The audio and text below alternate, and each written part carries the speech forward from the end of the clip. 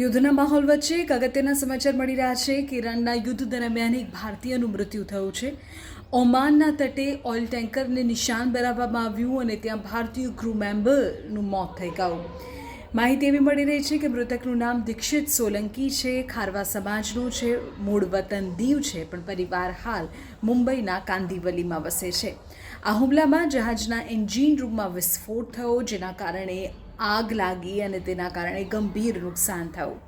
માહિતી એવી પણ મળી રહી છે કે જહાજ પર અન્ય 21 ક્રૂ મેમ્બર્સ હતા કે જેમને તો સુરક્ષિત બચાવી લેવામાં આવ્યા, પણ 16 ભારતીય, 4 બાંગ્લાદેશી અને 1 યુક્રેની ક્રૂ મેમ્બર તેમાં સામેલ હતા.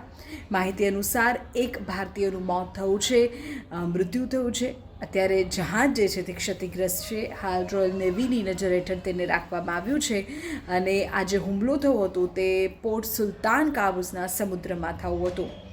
તો આ મહત્વપૂર્ણ અપડેટ અત્યારે યુદ્ધની વચ્ચે એક ભારતીયના મૃત્યુની ખબર સામે આવી છે કે જે મૂળ દીવનો રહેવાસી, ગુજરાતનું, પણ હાલ તેનો પરિવાર મુંબઈ કાંદિવલીમાં વસે છે.